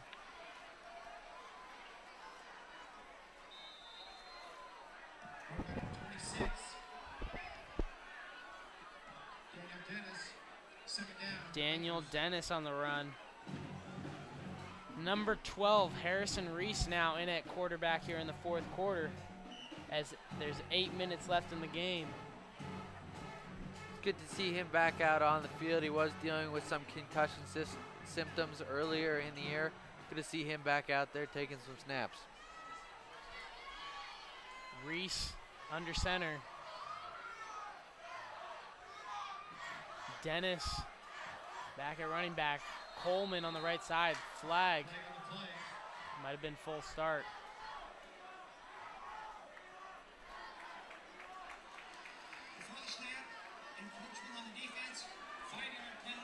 They're going to call encroachment on the defense here.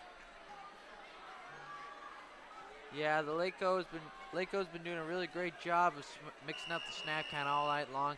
They've had the Lakeridge D-line guessing a lot tonight. They've gotten, I think, 3 or 4 offside calls. Reese is going to give the play call.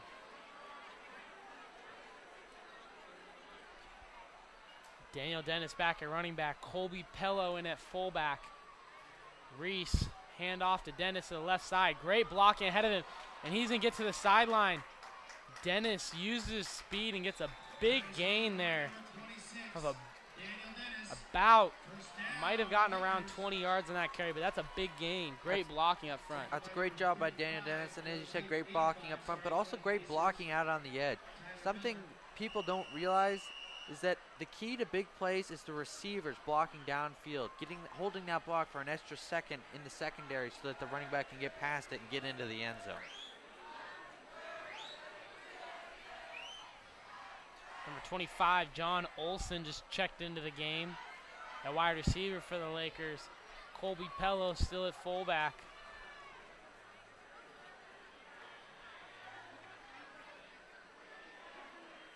Number 41, Noah Bucci at running back. Noah is going to get the handoff. He's going to find his way for a gain of 2. Reese goes over to the sideline and talked to the state champion, Coach Corey, about the play call. It'll be 2nd and 8 here for the Lakers with just under 6 minutes and 20 seconds remaining in the ball game, with the Lakers up 55-7. Reese also talking with JV coach Barch about the play call.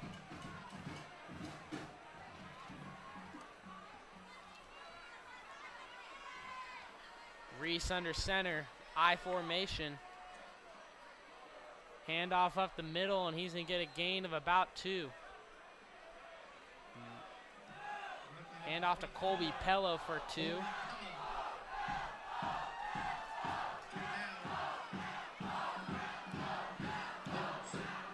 Lakeridge second string D is starting to do a pretty good job of not giving up any easy yards. Keep getting penetration, getting into the backfield, making tackles, so the score doesn't get any more crooked than it already is.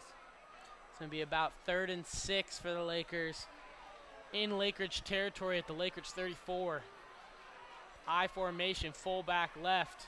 Toss left to Daniel Dennis. Daniel Dennis is going to get to the edge and going to get a gain of about a yard. That's a good job by the Lakers defense, stringing that out all the way to the sideline. Make sure he can't cut it up for that extra yardage in order to get the first down.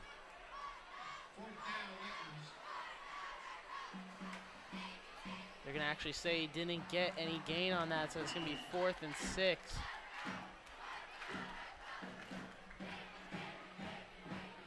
And they're going to keep the offense on the field. 4th and 6. Reese has the play call from the coaching staff. Reese under center, 2 receivers to the right, 1 to the left, 1 running back. Dennis in the backfield.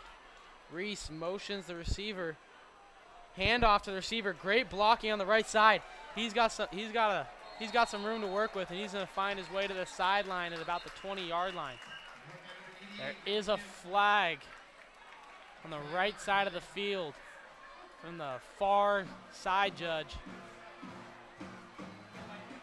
That's some good speed there by Young Kim in order to get to the outside. And once again, you saw downfield, the receivers holding their blocks, not allowing them to come up and make a play. They got the first down, although it appears it will be coming back. No, I believe it might. Oh. And I believe it was hands to the face by a defensive lineman. And it's a personal foul, so the 15 yards will be tacked on at the end of the run. It's going to be half distance to the goal, actually. Taking the ball down to the 12-yard line, and it's a big 4th down conversion here for the Lakers. Well, that's what you love to see. You love to see the players get rewarded for doing their job, blocking downfield. Good job. Get the first down.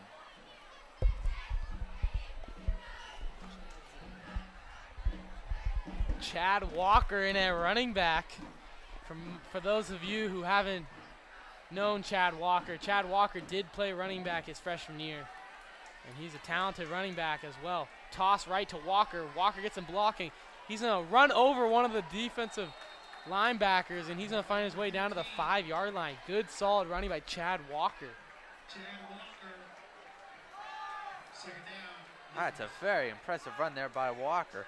Hasn't carried the ball since freshman year. Looked like he didn't miss a beat.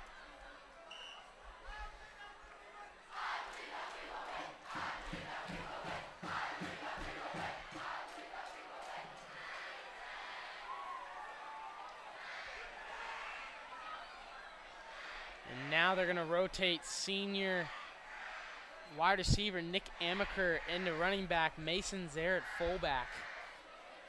Hand off to Mason Zare. Mason Zare's got a hole, but he's going to cough it up, but he's going to catch his own fumble. Mason Zare got it knocked out as he went through the hole. That's where you start seeing with some of these guys that aren't used to taking handoffs from each other. You start to see a little bit issue with the ball control. The clock continues to run as it's ticking down inside 5 minutes, 4:45 left. 3rd down and 6 for the Lakers. 3rd down and 6 inside the 10-yard line.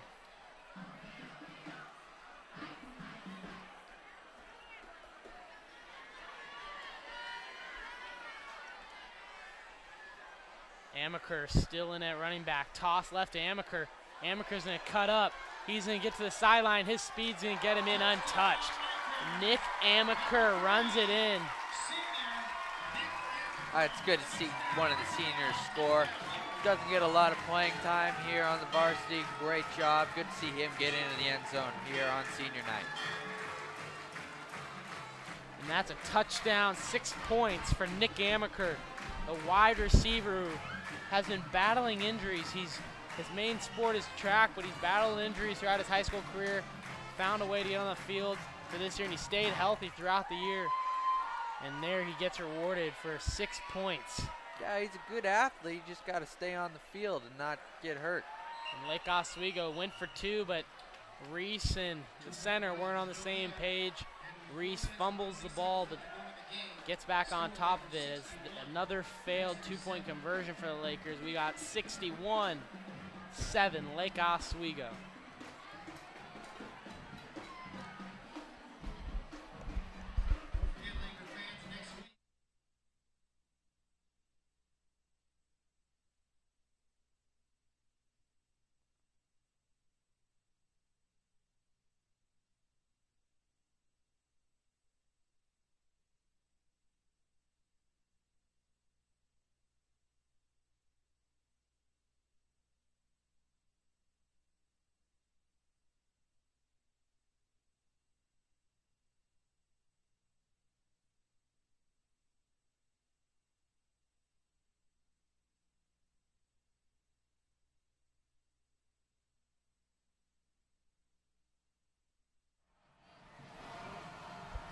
Griffin Graves to kick off here.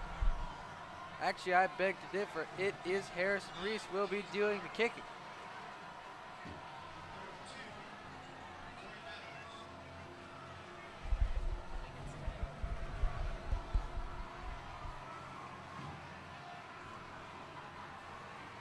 And they're ready for the kickoff. And it is Harrison Reese. Lefty kick, deep, muffed again by Lakeridge. Return seems to be the theme for the Lakeridge special teams. Well, I know what Lakeridge is going to be working on during practice this week. Catching the football. They have really struggled with it all day. Shouldn't have eaten that popcorn before the game. Couldn't have said it better, Mitchell. Oh, and by the way, folks, if you think the student section has lost any energy just because the Lakers are up 61-7, you would be mistaken. They are going ballistic right now with 4:14 here to go in the game. Quarterback takes a high snap, stumbles over himself and just slides down, avoiding contact as the clock ticks down to 4 minutes. Good job on contain here by the outside lasers by the Lakers defense, forcing it back up in the middle. It's what you like to see if you're a defensive coordinator.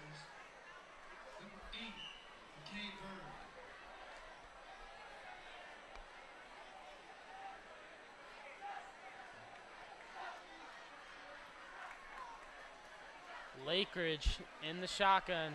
2 receivers to the left, 2 to the right.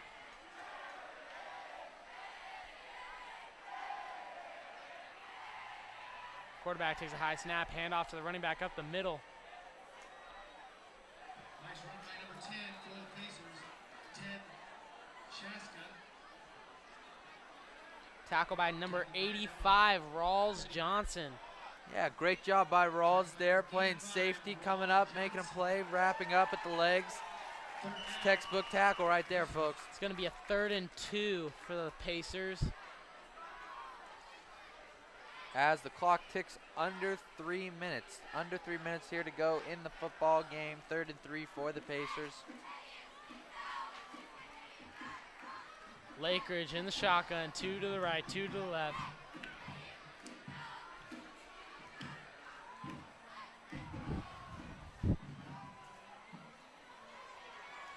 Handoff up the middle, met at the line of scrimmage. Good job by the LO defensive line to get some penetration into the backfield there. Textbook tackle by number 32, Gus Tolleson. Once again, a high snap by the Lakeridge center to the quarterback kind of threw off the timing on that play.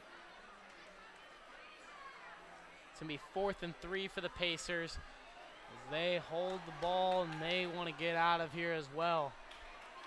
There's 2 minutes left here in the game.